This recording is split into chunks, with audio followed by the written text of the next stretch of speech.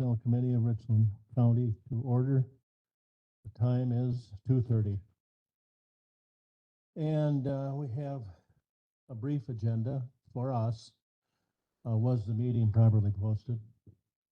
Yes, Mr. Chair, it was. Thank you, Cheryl.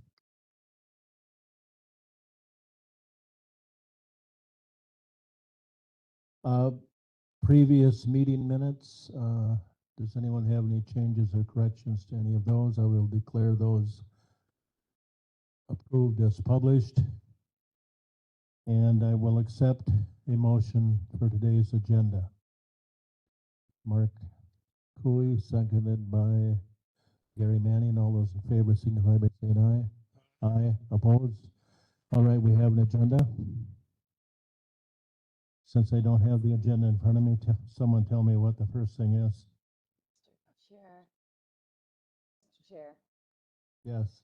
if I could request to go first, I have another obligation at 5, and I'm hoping you're out of here by then, but I need to be certain that I am Yes. available. Okay, we do have public comment. Do we have anyone for public comment?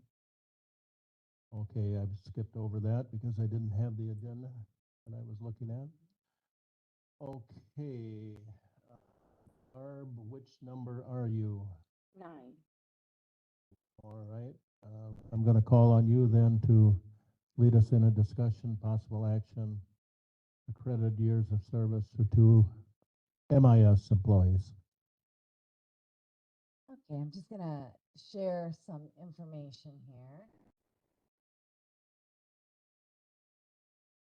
Find it.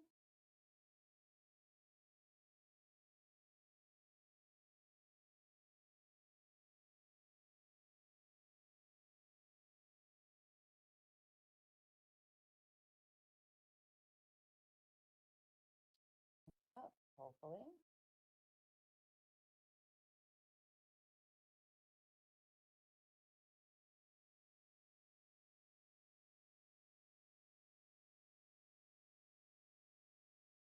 Okay.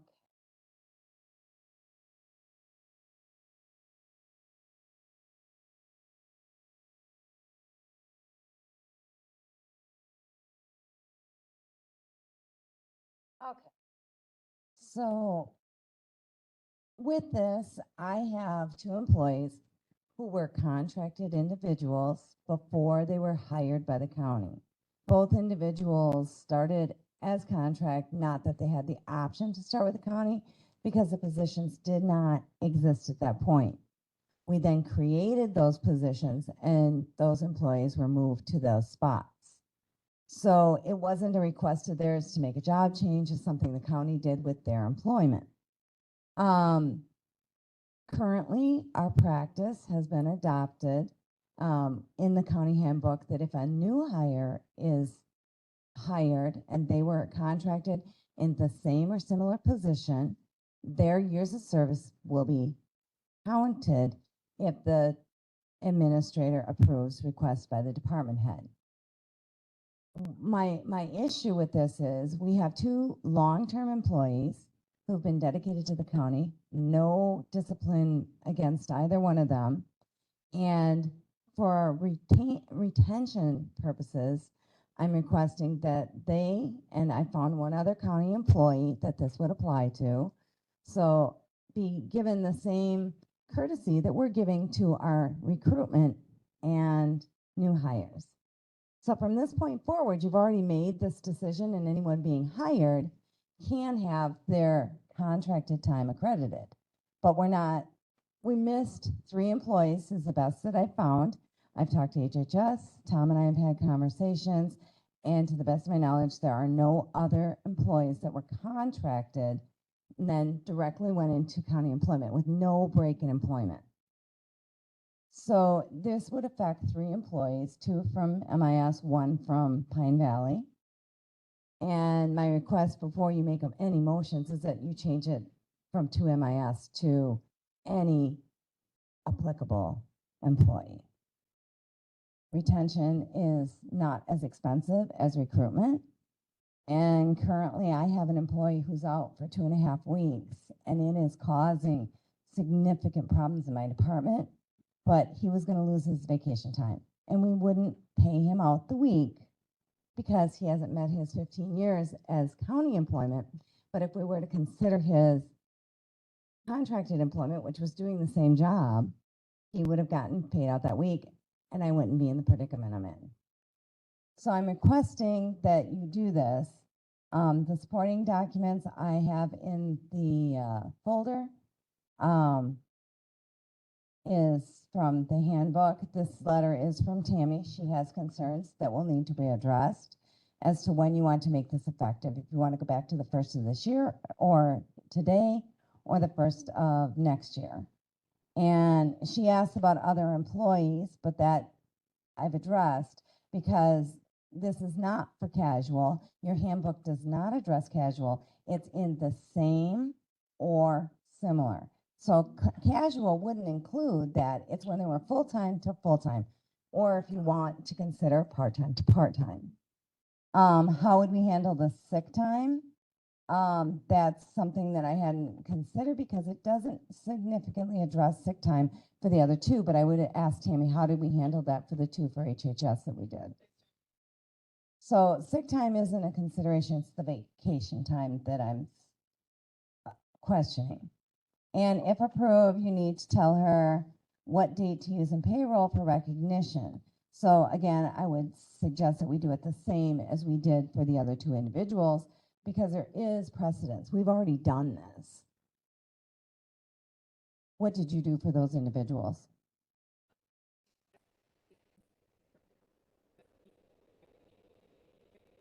Can you grab a mic? Because there's people online.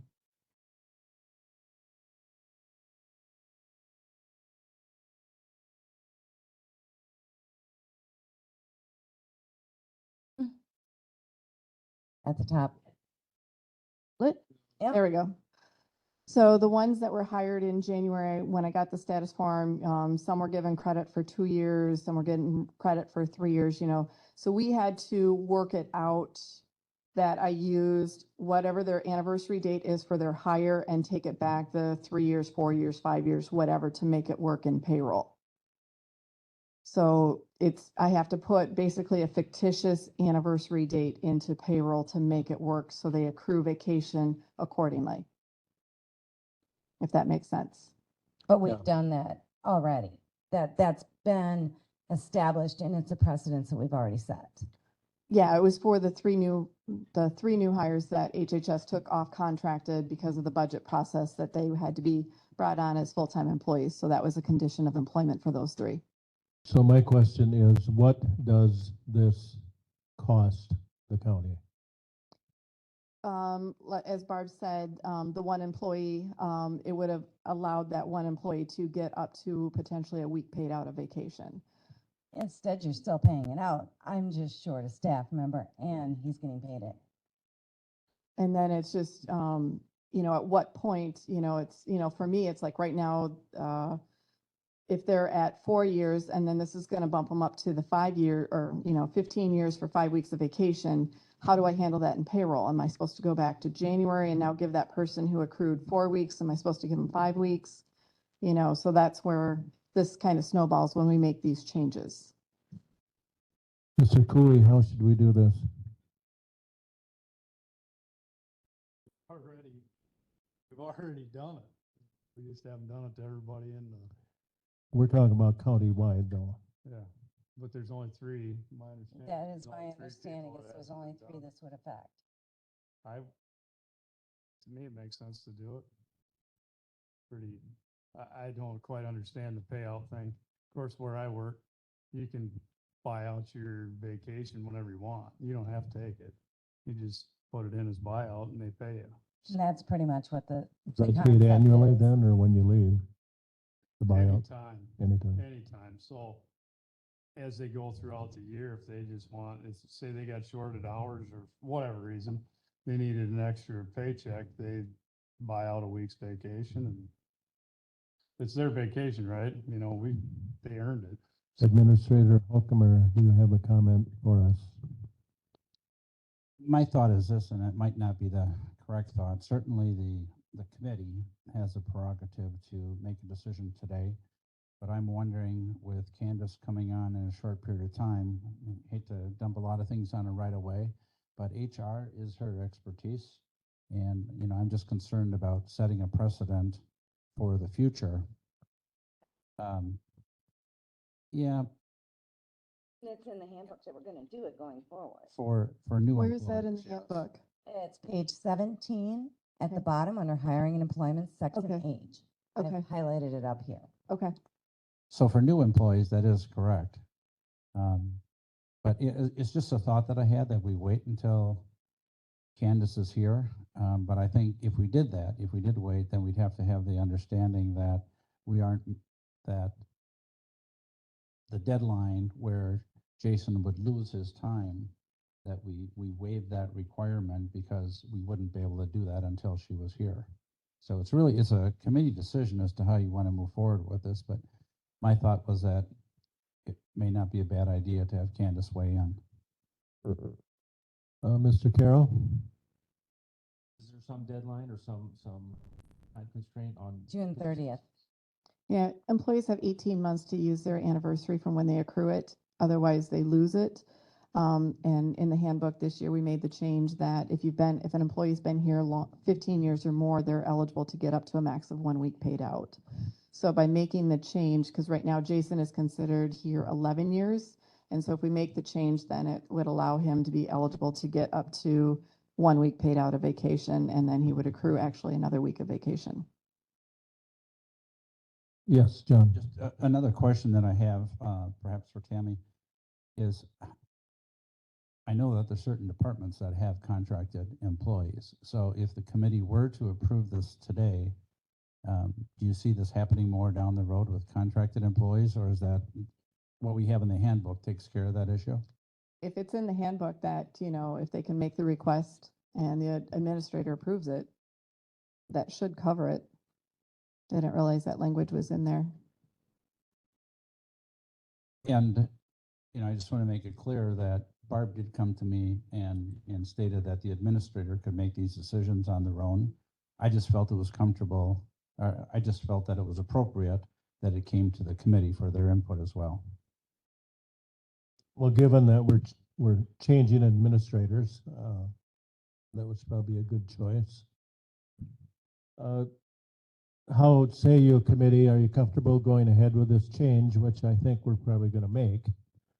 Or do we hold off until Candace gets here? But it sounds like she's not starting until July 10th, and this is June 30th deadline. John? So again, I think either you approve it today and then it's taken care of, or you hold off until Candace is here, but then you waive the 18-month for Jason so that, we can consider it at a later date. Yeah, we could do it that way. What say you, committee? Melissa Luck? I mean, I kind of agree that it would be good to have Candace's take on this, but in the end, I think we're going to do this. So then why not just do it? Okay, So are you fix making a it. motion? Sure, I will make the motion. Do I have a second? I'll second. Okay, the motion is to basically do what's in the background and the recommendation here on the, I would say that we should double check and make sure there aren't any other employees other than the 3 and take care of all of it at the same item time. cover. I'm assuming that that's it. Steve, Carol? I just want to make sure we address all of Tammy's questions. We've got them all yet. The big thing is, what do you want done at, what's the effective date for this? Because it's like, if this gets approved, so like in Jason's case, if we take it back to his hire date, which is January 1, I think 2012, 2012, so he's got 11 years in. And if you're going to recognize how many years of service was he contracted? 6. So 6 years. So then I'd have to take his vacation date back to 2004. It's 125 of 2006 is his start date with Southwest Okay. Wisconsin Workforce Development. Okay, so I'd have to take it back to 2006, and then he would accrue vacation. And would the 18-month mark for that extra week start now or go back to January? So then he'd have to get that 5 weeks used up within the 18 months of January 1 of 2023. Barb, did you have thoughts on that? I don't think that that'll be a problem. I mean, we still have we have time. The problem is right now, I have no flexibility. And I think that that will not be a problem. Because it's just, I just need you to give me direction what to do in payroll so I do it correctly. Because I don't want to have to, go into payroll and go, I don't know what year to put in for vacation for recognition. Okay, let's take an amendment then to the motion and with direction to Tammy to either take it all the way back or, So is there a monetary difference or it's just you needing to I know? need to know how much time we're gonna give credit to each of these employees, because there's three. You've got one and you've got two. Yours had 4 years of contract. So when I add it to their current year, I have to make sure I put it into payroll, so payroll will recognize that, okay, even though their hire date is this, their anniversary date is actually gonna be back in the future, back in the past, prior to their hire date, so they accrue vacation correctly. So could you put in the hire date of the 1/25/06, which is the actual hire date with Southwest? I could put that in Whatever. for the vacation anniversary date, and then Yeah, they would accrue vacation on their anniversary date Based in on- 2023 based off of that, correct? that's what I mean, Okay. I think that's the most accurate way to do it, is you put the actual date that they started, which according to this letter is 1/25/06 for Jason. And I don't remember what it was for, and I'm assuming you have the same information. Yes. So to put it, yeah, I mean, I think their date of hire should be their actual date of hire, just that it was a contracted date, if that makes, I can most put that sense. in, just so that you guys give me a date to work with in payroll. okay. Do you need more than what's in the Okay. folder? I didn't see what's in the folder. let's make that then an amendment to the original motion. I need a motion to Okay, amend. so the motion, just to restate it, so my motion is that we will allow this change where we start with the date of their contract as how they accrue Vacation vacation anniversary time date. specifically. So I guess you're amending your original motion. I then. am. You're restating your original motion. Well, no, I added information, but. Well, okay, based on additional information, do I have then that second? Yes, Mr. Coy still seconds. So he's okay with it. All right, we're gonna go along with the recommendation, but we're gonna use the date of first contraction. I don't know how to put that. Date of Mr. Chair, contract. can I have a question? Yes, you may. Mr. Mitchell. Yeah, Supervisor Gotchell here. So just so we're clear, or so I'm clear, I guess, are we making a new policy today saying that contracted employees who come on to county payroll, we use their contract start date? Or are we following the handbook and acting in the administrator role? I'm a little confused on that. Okay, somebody clarify that. Mr. Carroll. I believe I understand is that the book already does this for new hires. I can't hear Mr. Carroll. I think what we're saying is that we want to make it retroactive to employees that were already hired. Is this working? Yep, it is. I just had to turn you off. Tim, I think it's your second. We are stepping on the administrator's toes, but he's asked us to do that. Okay. Okay. Thank you. All right, you ready to vote? All those in favor of this motion signify by saying aye. Aye. Opposed? Okay, we got it. Now we can go back to the agenda. Mr. Chairman, Yes, sir. I'm wondering if you want to take items 7 and 8 next, and then before the CIP plan, anyone who wants to stay for the CIP plan could, but I think if we could take items 7 and 8 next would make sense. Okay. Item 7, discussion and possible action.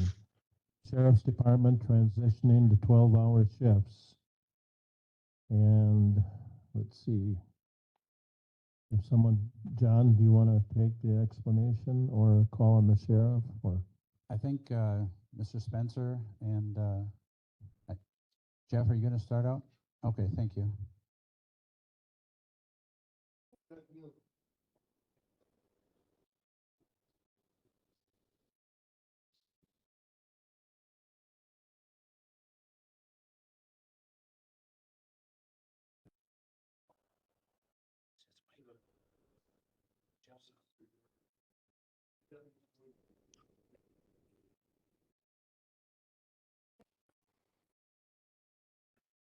Is that better?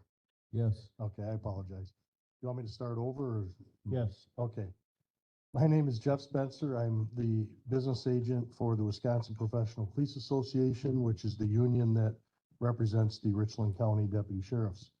We've been in talks with the sheriff and chief deputy regarding the deputies on patrol going to 12-hour shifts from their current shifts. Little history, Richland County is the only sheriff's department in the region that is not currently on 12-hour shifts. Vernon County, Sauk County, Iowa County, Lafayette, Greene, Crawford are all on 12-hour shifts. Grant County is on a 10-hour shift. We believe that the 12-hour shift is very popular with deputies. They like their time off. They get pretty much every other weekend is a 3-day weekend. My background, I retired 2 years ago as the chief deputy from Sauk County after 33 years. During my tenure, the deputies there wanted to go to 12-hour shifts and I opposed it.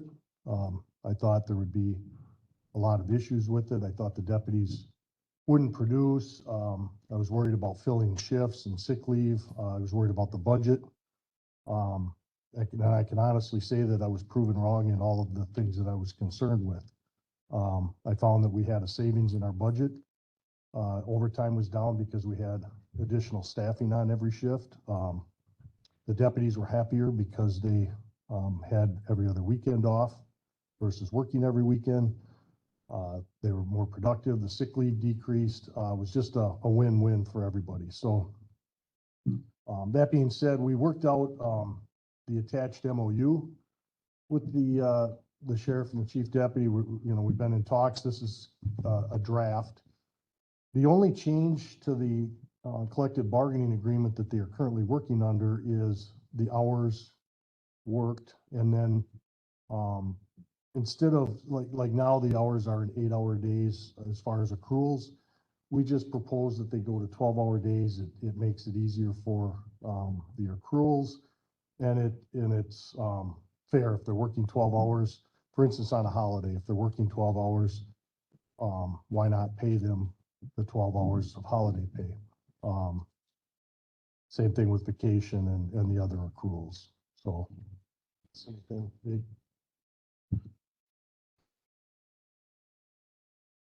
No, you didn't miss anything. It just Please keeps it- identify yourself for the people online. Deputy Rupp now with the Richland County Sheriff's Department, president for the union. Thank you. It just cleans it up, I guess.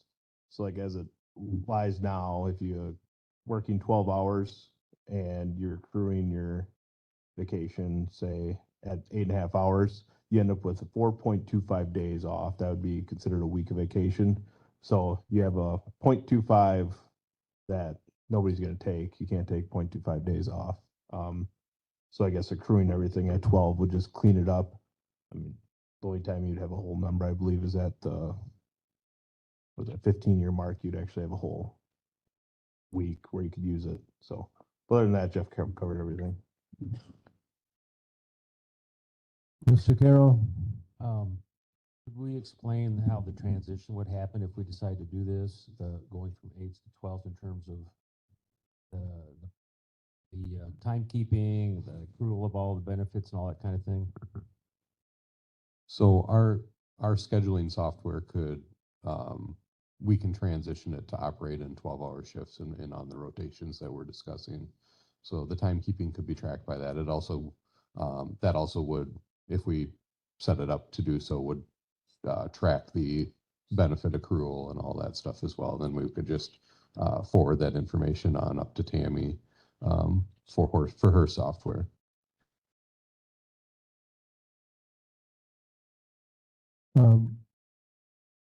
While you're speaking, are you in favor of this, both of you?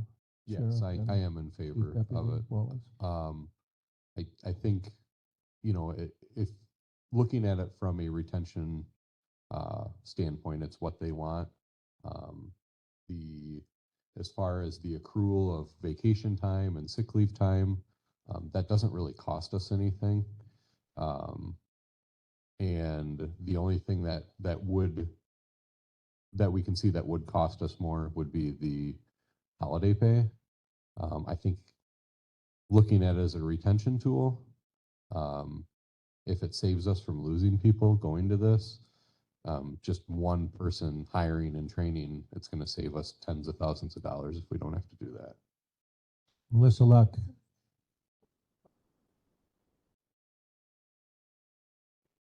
So, so again, kind of how I said, looking at vacation and sick leave accrual as it doesn't really cost us anything, we're thinking if we did this blanket across the board, so the jail is also looking to do this, and we're moving forward with doing it for the jail. I would like to see these same benefits the union is asking for applied to the jail as well. And I think it would be something for both sides, jail and patrol, around $16,000 for a year's worth of holiday pay. So 20 to 22,000.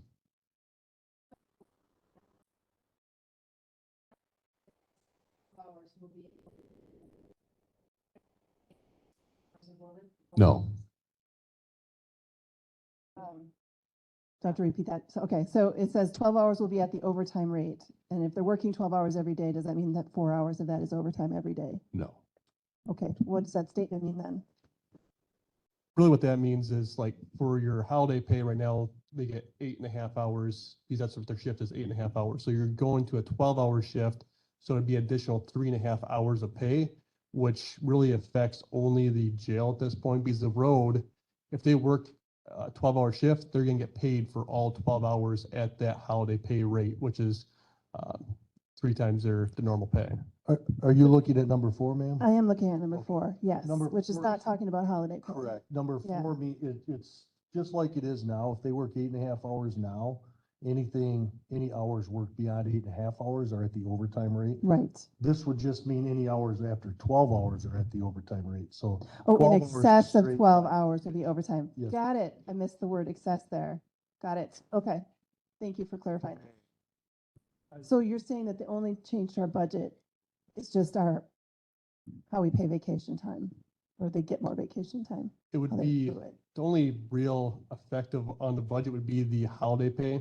As of right now, 2/3 of our department works on a holiday, and then 1/3 of that department's usually off on a holiday. So by switching to a 12-hour shift, half your department will be working, half your department will be off. So the people that are off, there's going to be an extra cost. Obviously, there's going to be more people off getting paid for holiday that aren't working, but then you also have more people that are working, or less people working that are getting holiday pay than there was before. So with that change, it does add some costs to the department. I mean, it's gonna be $22,000 for jail and road for that extra off time really is the additional cost. The people that aren't working are still getting paid. There's more of them getting paid holiday pay. So the grand total from your budget would be 22,000 grand. for both jail and Correct. and the road deputies to change to this. And when were you wanting this to take effect? For the jail, they're actually starting to, just based off a trial period, they weren't planning on any changes with the trial period, so their plan starting July 10th. As far as the road, they haven't had any decisions on when they were making this change for sure. They Yeah. were gonna talk about this here and make a decision when they might want to switch to it. Go ahead. Do you, oh, sorry. We don't have a date set in mind. Like, we came up with the MOU just because it's cleaner. Moving forward, like if there's any issues with grievances and whatnot, we have document to go off of, because that's the rules, so we follow that. We were looking at if this went through, we were looking possibly September. People are eager to start it. And I guess I'll just say the one thing I want to say before, when it came to retention, we won't see this savings, but we saved one employee from the jail. He was going to leave and go to, I believe, Crawford County, for 12-hour shifts, and then he heard we were going to 12 hours, so you saved a employee that's been here going on 7 years.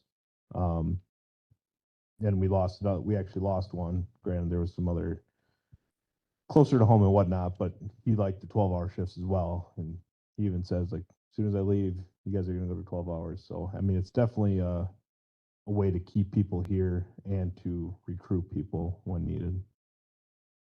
Melissa? I just have one more question on the budget. So do you have an idea of where in your budget the extra money would come from? Or are you just assuming you'll have some cost savings and, not having to hire new that will cover it? Well, like Jeff said, I think there will be a savings in overtime. And I think there'll be probably some retention savings as well. I mean, what those numbers are, we can't project what those are gonna be.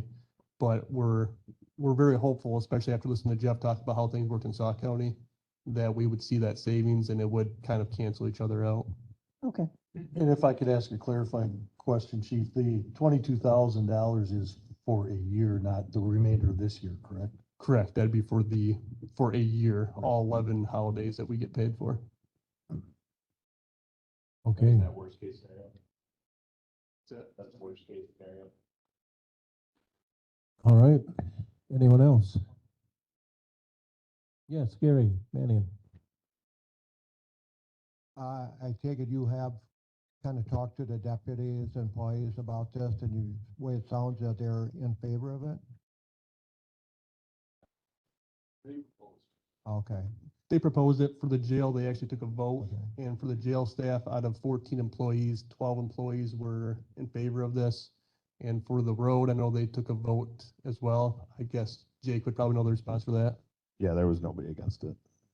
Then I make a motion for pass. Okay, we have a motion to approve the 12-hour work shift. Do we have a second? I'll second. Melissa Luck, Chairman of the Public Safety Committee, second. I just got one, it's just a clarifying question.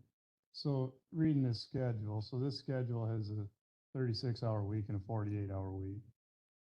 Is that, how are they paid? Because that, you've got 8 hours overtime if it was a 40-hour week. Just because this is what we do at work, so I'm Yeah. curious how that works. And that's why we threw in, if you look at number 3, within they're only paid for 80 hours per Okay. pay period because That there's was that, all I was- that 8-hour day. And the other thing is just as long as they're okay with that, you know what I mean? Because, I mean, I know you're getting 12 hours, but on the same token, if you looked at it on a week-to-week basis, you're not being paid that way. That's the only thing I would say then. And the notes of that as well. So with switching to 12-hour shifts, there is an additional 122 hours that they are going to have to work over top of our schedule now. And the way that we've kind of agreed with both the jail and the road is that they will have built-in 8-hour shifts throughout the year. Administration will assign those 8-hour shifts, and that will make up the difference with the 122 hours. So their pay would stay the same with the amount of hours that they're working as well. Yeah, I just want to make, you know what I mean? Because that may not show its face right now, but it might as we start thinking about this down the road, right? So. I do have one more question. Luck. I'm assuming that you guys have spoken with Tammy and have figured out how this is all gonna work as far as the payroll system is concerned? Or is there no changes? Talking with Amber, she said that she will take care of all the stuff, so it won't be any change for actually Tammy's end of it, because they get paid 80 hours for every 2 weeks. So for Okay. what the information goes up to Tammy, it's not That's gonna not change changing. anything. Does that make sense to you?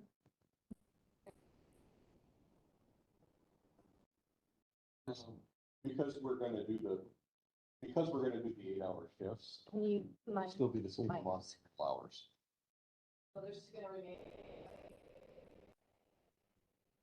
So from your perspective, it should be good. Yeah, Hopefully. we've already got a 12-hour vacation and. Okay. All right. That was all of my questions. Mr. Chairman. It's quite peaceful. Yes, Mr. Welcomer. I just want to say that I met with both the management and with the union, and we discussed it. I agree with them. This certainly is the trend throughout law enforcement, not only in the state of Wisconsin, but across the country. And every law enforcement agency that I've talked to about the 12-hour shifts, there's been just no pushback. Once they're in place, there's been no pushback whatsoever. So I would strongly encourage you to move forward with this. And I'm encouraged to hear that it worked in Sauk County. Of course, Sauk County has no budget problems, so. Okay, Maybe since I left. okay, Corp Counsel Wendell has a comment.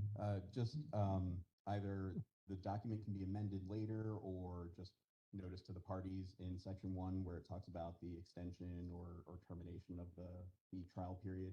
I would just ask that you put any extension in writing so there's a record of it, or amend the MOU to say a mutual written agreement of the parties. Whenever we've done that, we have done a completely different MOU. Even And re-signed it, redated it. Nothing might change, but we'll do what you're asking, yes. Make my heart glad. Chief Porter? I just have one thing. So this MOU covers the union and the union contract. And I mentioned it earlier, but I would like to see the way these benefits are looked at applied to the jail as well. So I don't know what we need to do to make that a reality. Generally, some of the benefits that the union has bargained for and gets is carried over in the addendum for the sheriff's office for the other employees. But I would like to, like I said earlier, when we factored our costs for holiday pay, we factored that with the jail included. I'd like to see this stuff kind of carried over for them as well, in fairness to them. Should we bring that through public safety? That part of it? We could bring it back to this body. I think so. Public safety. Okay. Yeah. Okay, we can do that. Okay, we'll vote on 12 hours for the road and jailers. What we're voting on. Could I ask it, with your motion, is that as written, the MOU as written, or? I think this document, Yes. he's shaking his head up and down, so, all right. All those in favor of the motion signify by saying aye. Aye. Opposed? The motion is adopted. Thank you. Thank you all. Thank you. Item number 8, discussion and possible action.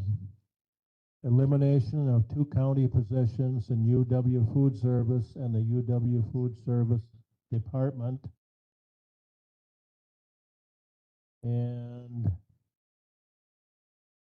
I don't know who wrote the agenda cover. I think it was John Holcomer, so. Yes, I will take care of that. So on the agenda, you can see that we put discussion and possible action regarding elimination of the 2 county positions in UW Food Service and the Food Service Department. I'm not making that recommendation to you that you take that action today. And I believe part of that is we still need to hear from the UW system as to what the future of the campus is.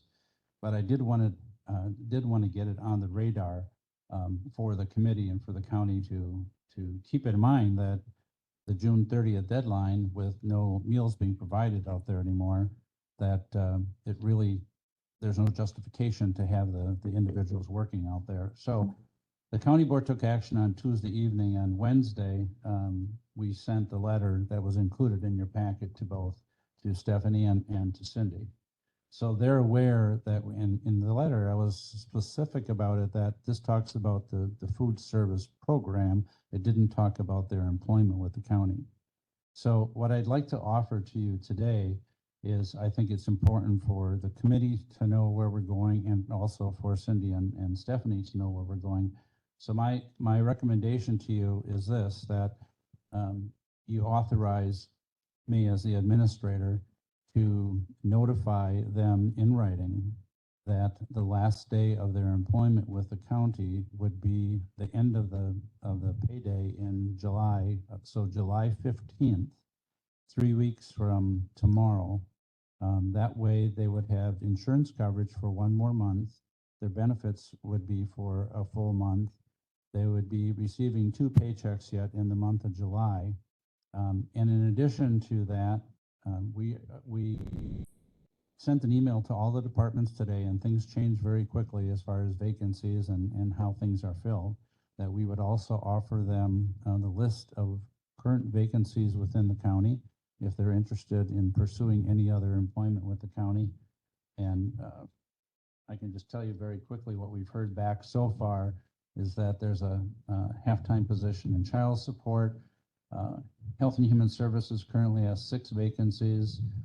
Public health nurse, economic support specialist, treatment court coordinator, mental health case manager, family preservation worker. Now, all of those positions except one, which is the economic support specialist, requires specific training that and certification that they would need to work there. The economic support specialist is training that could be done in-house. Pine Valley, as of early this afternoon, had 4 positions: a personal care worker, a number of CNAs, nurse positions, and dietary, which may be filling up very shortly as well. The Sheriff's Department had a jailer/dispatcher position as well, and the 2 vacancies in zoning. One of those needs the POUTS training. So again, the certification is necessary. So what I'm asking for today, and certainly I'm interested in having discussion on this, but as a first step, we need to notify the employees of their last day of employment with the county unless they were to be hired, with one of the other departments. So again, my recommendation is to you that you authorize me to send a letter to them notifying them that July 15th would be their last date of employment with the county. Okay, you've heard the dilemma. I'm just looking at my screen to make sure we have quorum. I think we do. 3, 4. We do. 4 in the room, 1 online. What happened to Tim? He disappeared, Tim's and not here, Dave. but Dave is still here in the upper middle. So somebody count, do we have 5 committee members here? Yep, there's All 4 in the right, room and thank 1 you. online. Thank Yep. you. Mr. Chairman, 2 things. Steve Williamson did call me earlier today, and he is traveling back from Canada. So he said if we need him for quorum, he may be available. So you should keep that in mind. Stop at the border and Yeah. call us. Yeah. And the other thing I wanted to mention that I failed to mention before is, so the meals that are being provided through the food service program on campus, those are all occurring yet next week. So Stephanie and Cindy will be involved with that. And then I think it's very appropriate with the 4th of July holidays that there's an additional 2 weeks that we provide to them. It's sort of to close out activities there, contact the vendors to notify, them that, for example, all the invoices need to come now to the county clerk's office rather than going to the mailbox at Melville Hall. I believe that's where they're going.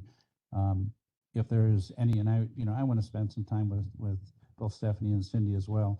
Are there vendors that are, perhaps just automatically delivering food, that food service delivery, those types of things. So those first 2 weeks in July, we would work with them to make sure that everything is closed, that the equipment is taken care of, that if it's, shut down, even if it's temporary shutdown, that we take care of those things. So, Mr. Chairman, I'm more than willing to answer any questions. Thank you, thank you. I'm going to let Cindy and Stephanie speak if they wish to. This is a committee meeting. Go ahead. Either of you.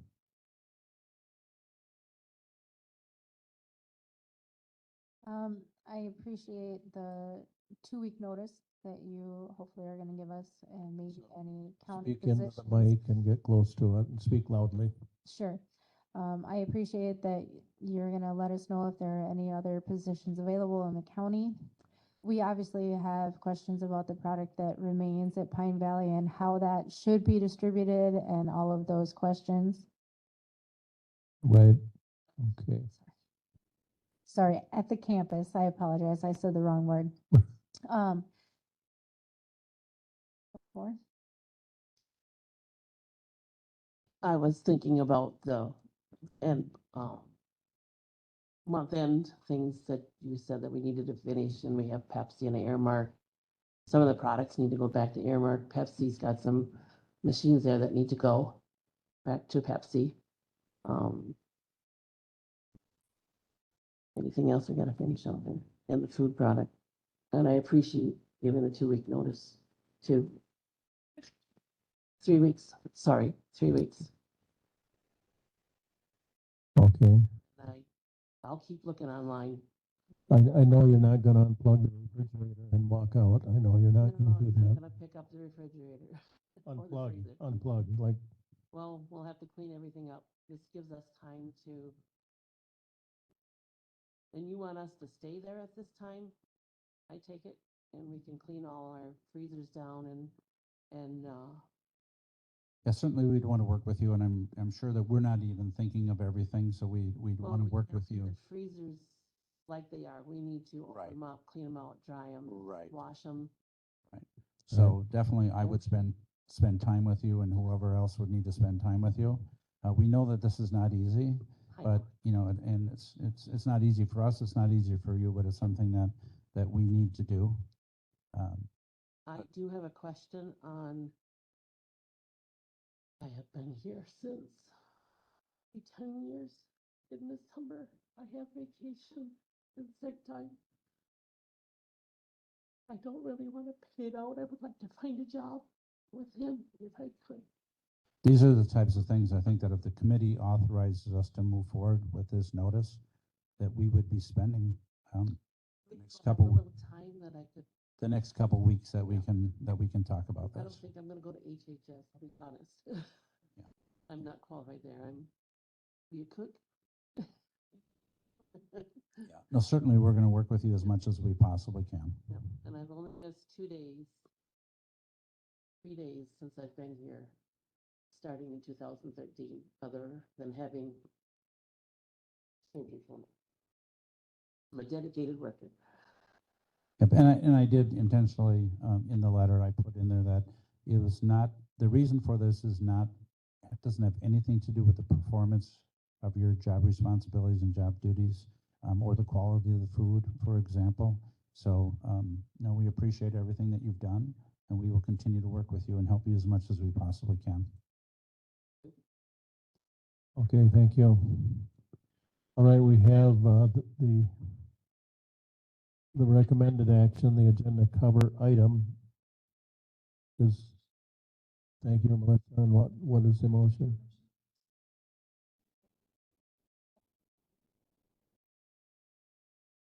Thank you. Okay, the motion has been made to go ahead with the letter, the termination letter. Do I have a second by Manning? Okay, I'll call for a vote. All those in favor signify by saying aye. Aye. Opposed? The motion carries. Thank you. Thank you, ladies. And besides which, you're both darn good cooks, which I can attest to. So delicious food over there. All right. Takes us to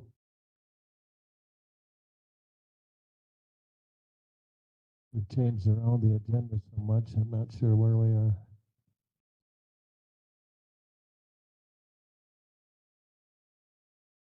Okay. 6, yeah, the CIP, I just want to make sure there's nothing, we're not going to closed session, we will be closed session. We will, but I thought we would do that. The CIP, the capital investment plan. Capital improvement program. Improvement plan, excuse me. So as an update, Derek and I have been working on this plan for several weeks. I have spoken with every one of the department heads. Now, we have individuals, Mr. Chair, that are on the call. Maybe, hold on one second. I shared the spreadsheet with you. Yeah, and I need to put it in the folder because it's shared in an open meeting. Derek, are you able to share it or not? Otherwise, I'll share. I mean, I'll computer. I'll send it to Barb. Just 1 second here. For those of you online, we're trying to get the spreadsheet here, the proposed CIP spreadsheet to you. So just be patient.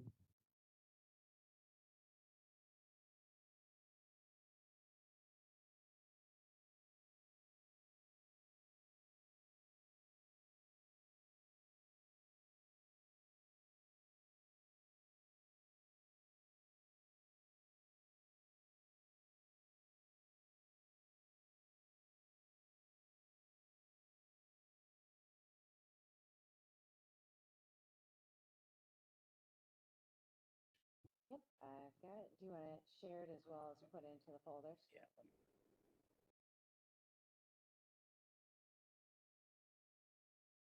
up.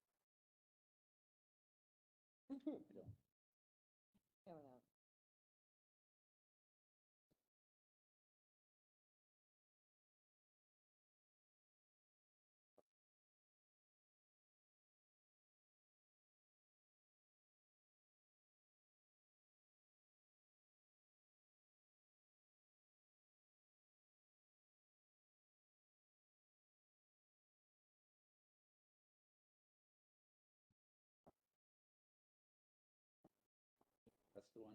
All right. I will PDF this out to your folders and then I'll share it up on the screen. So everyone should be getting this. And we'll be sharing it on the screen. So if I could, while Barb is getting that up. So again, Eric and I have had a lot of conversations just internally, and then I've had a lot of conversations with the department heads.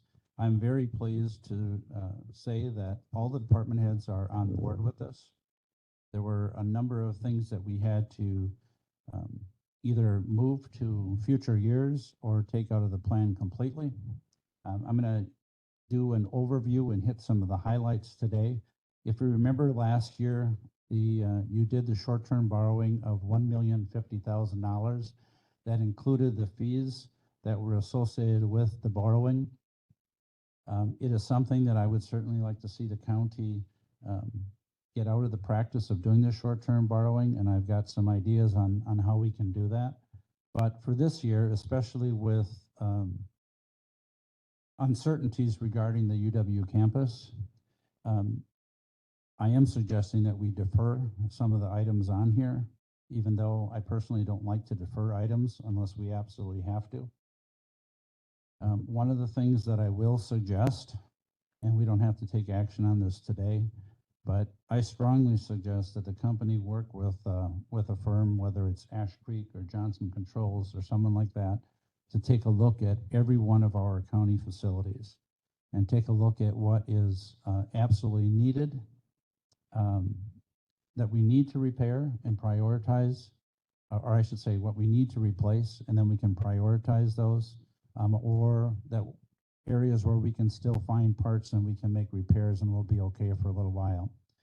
I think at some point, the only way to dig yourself out of the hole that the county has put themselves in over the years by not doing maintenance on a timely basis is that we consider a one-time longer-term borrowing package, something that works in with the other borrowing that we already have done. We have the capacity to do so. I've talked to Carol Worth.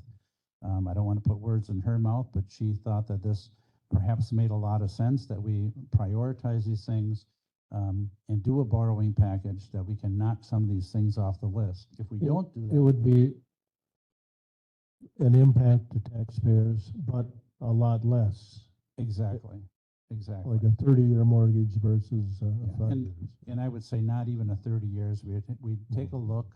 We would take a look at what the anticipated life is of the things that we're replacing, and that's how we would determine what the length of the borrowing would be. So enough on that. Barb has the sheet up, so this is what I'm going to work off of.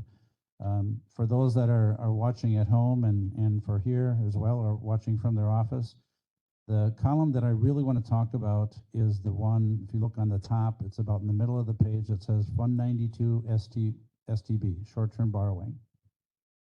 And let's look at the total on the bottom first, $989,598. This is where we are proposing the amount that we spend, plus there's fees associated with that as well. So I'm going to go back to that column, but before we do that, if you go to the bottom left of the page where it says borrowing amount, last year the county borrowed with the fees that were associated with the borrowing $1,050,000.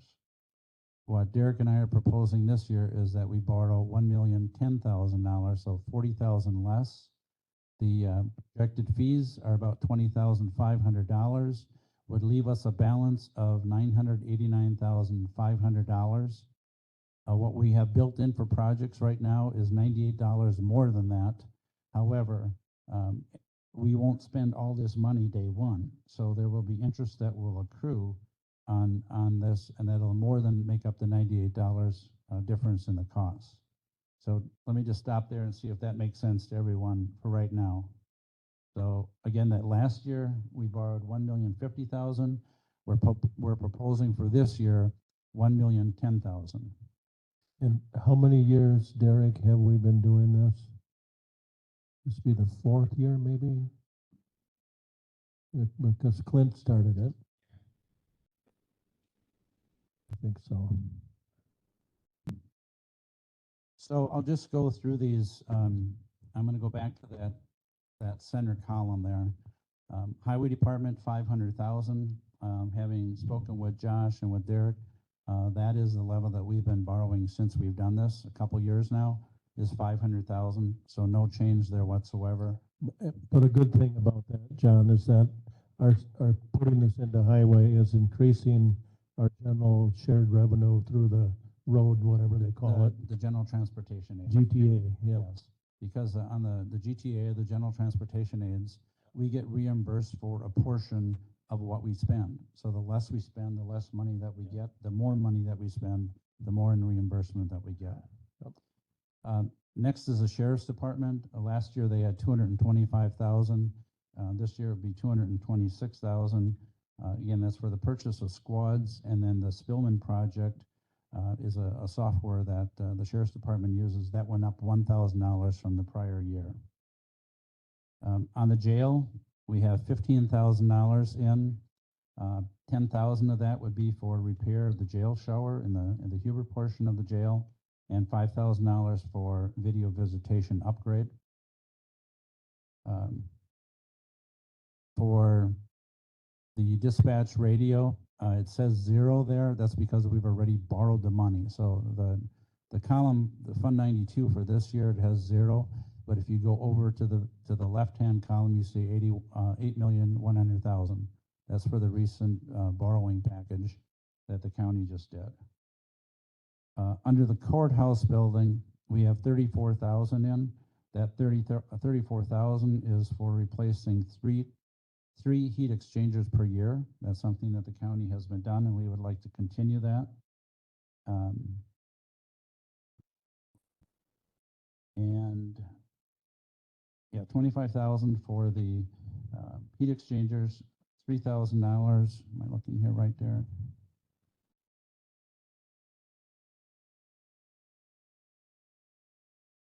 Make sure I'm doing that right. 34,000 and 24. That's the problem. Yep. My screen moved on me a little bit. So 24,000 for the 3 heat exchangers, and then $10,000 for the parking lot here at the courthouse. And what we're talking about doing is removing the islands, and then there's one spot where there's a sinkhole, and we would use the county highway department to do the repair. We've had a number of vehicles that have run into the islands. It would also give us a little bit additional parking. So we are suggesting that we take care of that project for this year. There were a number of other things that we moved for courthouse CIP, and that has to do with the lock and key.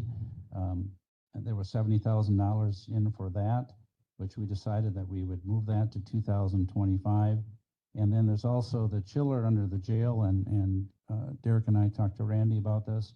There was $120,000 in the CIP for this. We moved it to 2025, And we are also concerned is because we know that the cost is going to be more than 120,000. It's probably going to be close to 3,000 or 3 times that. So for that reason, we want to have better numbers, and we move that back 1 year. Under Health and Human Services building, there were a couple things that we changed. 2 things that we have moved. One was HVAC system. There was $150,000 in for the HVAC system in the community services building. We don't believe that that's enough money, and because they're all individual units, we wouldn't have to replace them all in a single year. So we moved that back, and we're doing $75,000 for 3 years in a row. We believe that that would take care of it. And of course, anything that we move beyond 2024, we will take another look at next year, and it'll be possibly moved again, either or up or down on the scale. There was also the money to do a remodel at the ADRC, and having spoken with Tricia, she thought while it's important, it was not at the top of the priority list. So we're moving that back as well. That was $20,000 is now in 2025, not in 24. There is one purchase there. It's a bariatric bus purchase that is it's part of the 5310 money that we get through the state of Wisconsin from the feds. It's an 80-20 split. Some of that will be from the federal and state money that we get, the 5310 money, and the rest will be covered by the human services budget. So there's no need to borrow money for that. Next, we move to the county technology, MIS. We have a total of $106,598 in 2024. For the most part, and Barb is here, and she could speak to it more if she needs to. It's a computer replacement, access replacement, doors and security cameras, video conferencing system in the courts. Or that's for part of the cost. We'll get some more on that later. It's iPad replacement, the UPS battery, and so forth, for a total of $106,598. So I had conversations with Barb. There's some things that we moved. There's some things that we reduced here, and I feel comfortable with that amount. Barb, anything to add on that? No. Okay. Land conservation had no request.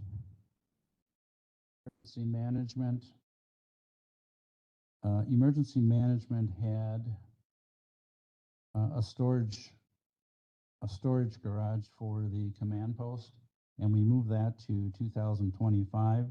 Again, it wasn't on the top of the priority list. We believe that perhaps we can find somewhere else to park that vehicle, or we can continue to park it at the fair. It's not an ideal situation, but it does work. That, along with the fact that there was only $30,000 to build a garage, we didn't feel that that was enough. So we moved it back.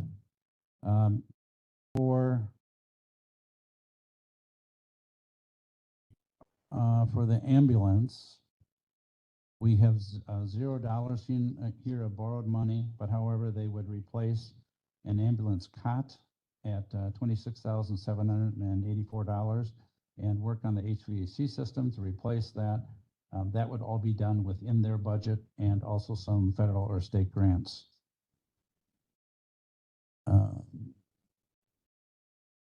Next, we have Pine Valley. Again, there's a number of projects there that Tom and I spoke of, but those are all covered within their budget, and we would not borrow for that. That's computers, dishwasher, storage shed, and, oops, I'm sorry, that was 2025. 2024 is computers, a patient lift, and some additions to the parking lot. And again, that would be covered with their funds. Fair and recycling. There were a number of things that we moved around here, and we were also able to reduce some. In the request, there was 2 HVAC units for the fair office and also the replacement of 2 water heaters. We are able to only do one of the HVAC, one of the furnace units. And as far as the water heaters, we had one that we are just purchasing a new one and replacing, and the other one we're still able to get parts, and we will be able to handle that with repairs. So that is at $8,000. I believe that was at $55,000 before we had the conversation with Carla. There's also 15,000 in there for repair of the leaks in the roof of the grandstand. So fair and recycling, that makes up the $23,000. For UW campus, we just deferring because we are uncertain of what the future is. So anything that was requested there has been deferred. The same thing with the Simon Center. And we believe that we can get by at least another year without their request. There were no requests from the airport, parks. So what we did in parks is there was a significant request for the Pine River Trail. And what we did is, and again, a lot of this work is going to be done by the Highway Department. Josh is able to purchase a piece of equipment that he can groom the trails, that he can do it a lot less than if somebody else were to do it, and he's able to get a really good price on that piece of equipment. So we have $40,000 this year in the Pine River Trail, and an additional $20,000 that can be used for toilet facilities. There were 3 different locations for toilet facilities, or for water faucets in Viola. So that would be at the discretion of the committee as to how that $20,000 would be spent. So it's a total of $60,000 for the parks. County administration had no request for CIP. And in the courts, we have, and I worked with Barb on this because initially some of this funding was in the MIS budget. And we started, this will be the first time that we're putting money in a CIP for the courts. And rightfully so, because it is a county facility, it is a county function that we do on behalf of the courts, and there's definite needs there. So we have $25,000 of short-term borrowing in 2024 for courthouse security and work in the small courtroom. And then we're following that up with additional funding in 2025, and then a much smaller piece. And again, in 2026, we have $10,000 in for some other work. But that, again, those numbers will probably change in years down the road. And that completes this. So if there's any questions, we're more than happy to fill in any holes or any questions that you might have. Well, the one thing that concerns me, and I know it will happen, is that nothing scheduled for the campus. And we know those buildings are 60 years old. We know there's going to be problems there. So, yeah. Well,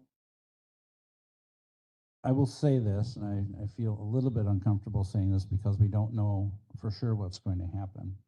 But there are legislators that are working on the potential of inserting language in legislation of creating a fund for $6 million, or it would be for counties that have a 2-year campus and a campus is closing.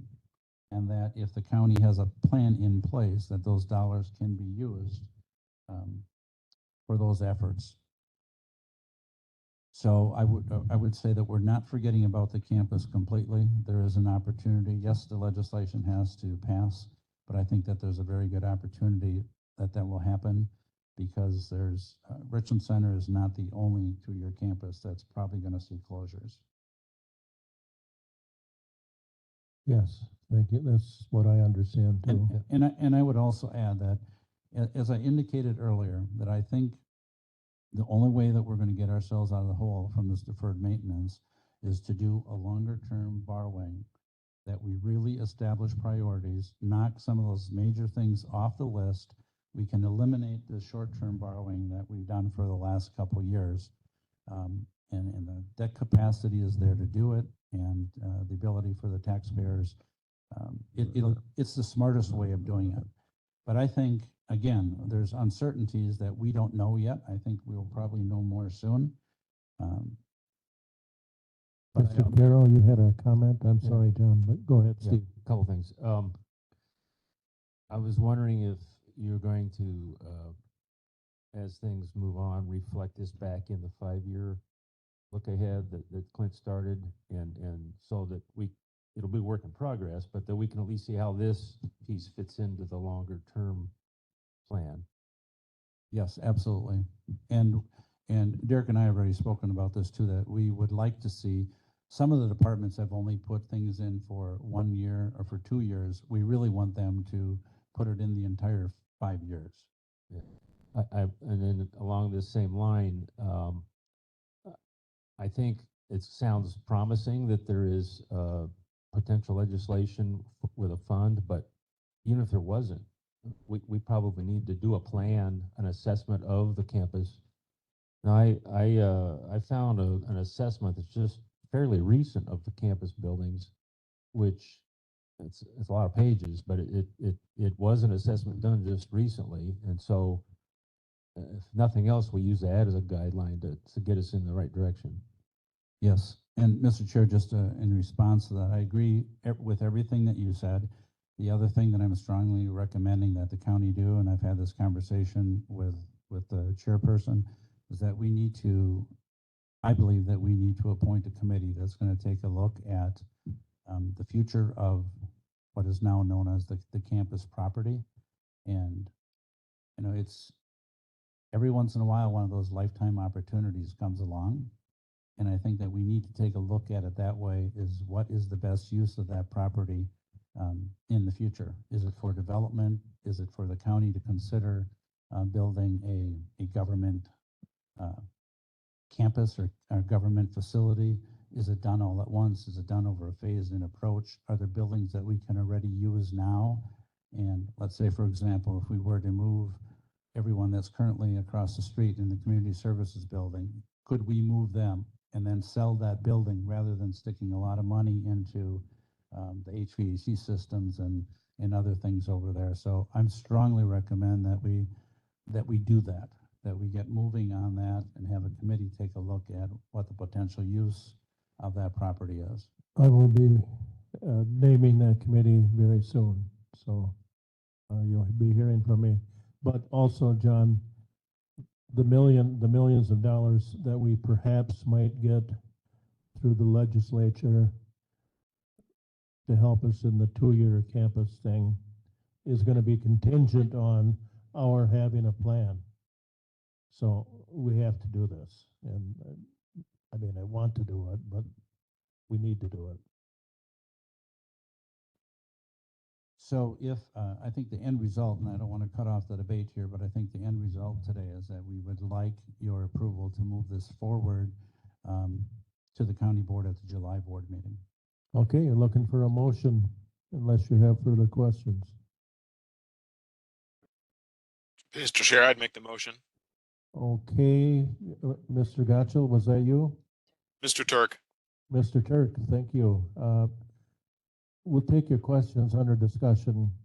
Give me a second and we'll put it before us. Luck seconds. So Turk makes the motion, Luck seconds. Okay, now it's before us.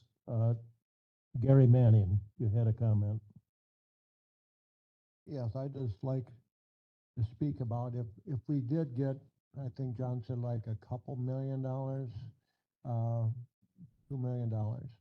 We got 60-year plus old buildings out there that I don't think $2 million would go very far getting up to the specs they should be, number one. We got 2 bridges that's all but condemned. We're looking at around 800,000 for the replacement of them. And if we got all these students back, we no longer have dorms for them. So to me, the campus is in my mind, kind of a dead issue. Thank you, Mr. Manning. Any other comments? Okay, well, the 2 million I look at probably is what we'll use for maybe doing a master plan, getting a consultant in to help us, that sort of thing, putting something on paper that people can use as a blueprint with some recommendations. So I don't look at any of that money being spent on rehabbing buildings or anything like that. Maybe, but I don't think so. Yes, John. Just 2 things. Number one is And that's why I was somewhat cautious in mentioning the numbers and even if it will happen. I know that those conversations are going on currently at the Capitol, but I can't guarantee you in any way that they're going to come through with that funding. Secondly, I would hope that if the county receives $2 million or in the neighborhood of $2 million, that it wouldn't cost us anywhere near that to assess what the best use of that property is. And I'm talking about the entire property. And that's clearly, that is a decision that the board will have to make. So those 2 points. Go ahead, Gary. My thoughts on that was if we got the $2 million, that they would want it kept open as a campus. So you're saying there's a chance we could get it, that we could use it for other reasons other than have it open as a campus?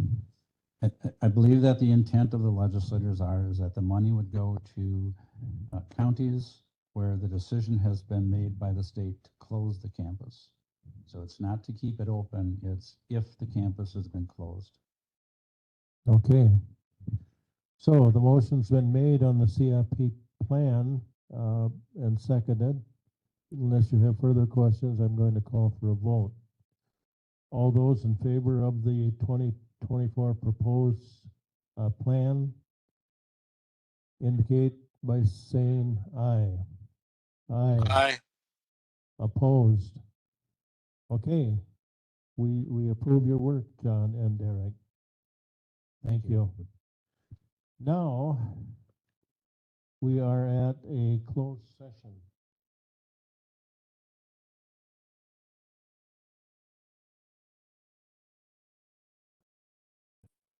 Could you request who the guest is to see if that's, I don't know who the guest is.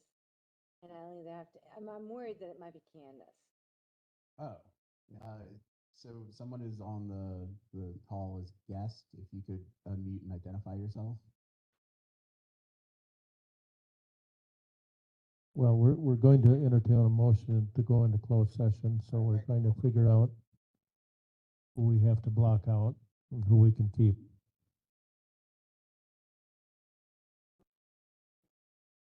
Okay, Manning, seconded by Luck. Go into closed session. Who would you like me to put on here? Signify by saying aye. Aye. Aye. Aye. Okay, we want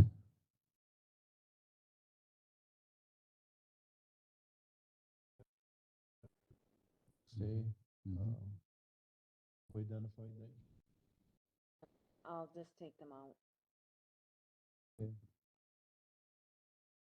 So we're taking out anyone who's not a county board member.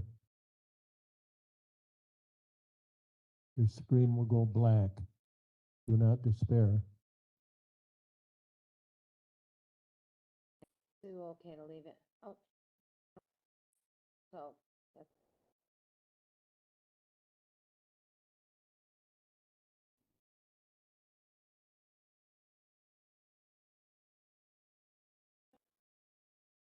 Okay, you're back. Okay, we're back in open session. And John Holcomer has one additional item to discuss. First of all, I just want to state that there was no action. No action taken, right? If I could just very talk about this meeting is scheduled for July 5th. And at that meeting, what we are hoping the Finance and Personnel Committee approves is the budget timeline, the budget packet, the budget objectives, budget guidance. And today we already took action on the 5-year CIP plan, so we don't need approval on that. But it will lay out all the upcoming dates where we will need, where the administrator has responsibilities, where department heads have responsibilities, and then, the committee as well. So I could go into some of that detail now, or we can mention it on July 5th at the next meeting. Let's do that. And then I would just ask, final thing, if there's future agenda items that you want to discuss today that we could put on. Melissa? Right. I just when you were talking about the CIP plan and talking about the trail, you mentioned the highway department doing the work, and I just want to talk about departments billing each other within the county. So it's a practice I find, I don't know what the right word is, distasteful. Offensive? No, it means something. I feel like we should talk about it.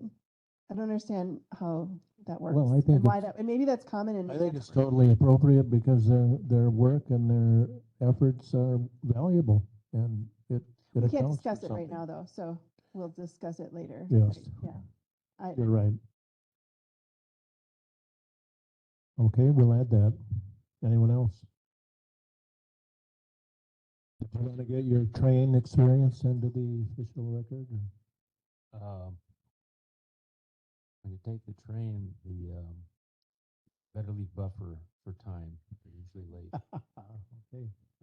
As far as agenda items for future, John, do you have an idea when you might be ready to put forward the finance and the procurement stuff you guys are working on? I know that we've worked on, I have not personally done anything with it since I've been here. I've been a little busy with other things, but Cheryl, do you have anything to add on that?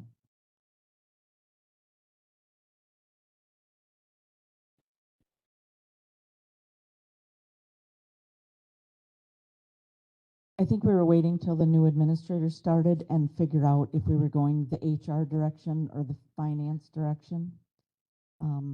So when she starts, we'll determine which way they want to go.